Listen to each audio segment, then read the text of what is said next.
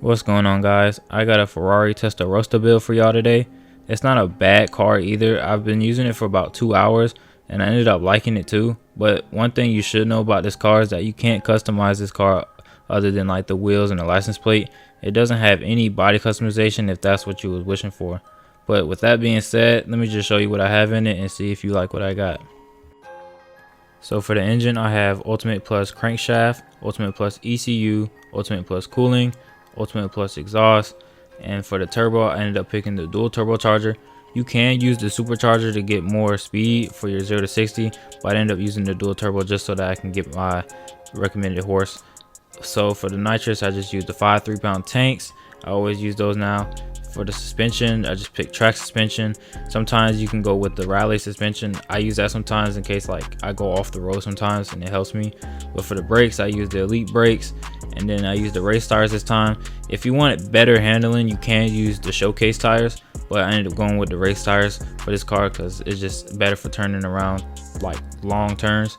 But for the clutch, I use the Elite Plus, and then for the gearbox, I use a 6-speed. And then for the differential, I used the track differential, which is the best one I could see.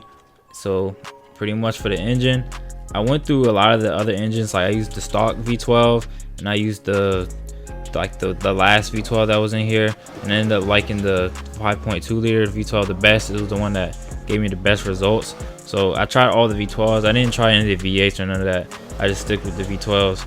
But it's not bad. Like the car, it's a little slow off the line, but you know, it can surprise you. But for the steering and stuff, I pretty much have it 2 notches below high, and then for downforce I have it just 1 notch before high. And for traction control, I have it off and drift style gas. The only time I change my drift style is sometimes when I'm actually using a drift car. So anything else, I just keep it on gas. But pretty much that's all I use for the steering and all that. So for the speed run, I just pretty much went to the Palm City Raceway. I didn't want to do like a little straightaway just because it was a little late when I was filming this, so I just decided to come here. And sometimes you can really tell how fast the car is just on this raceway because of the way it does the turns.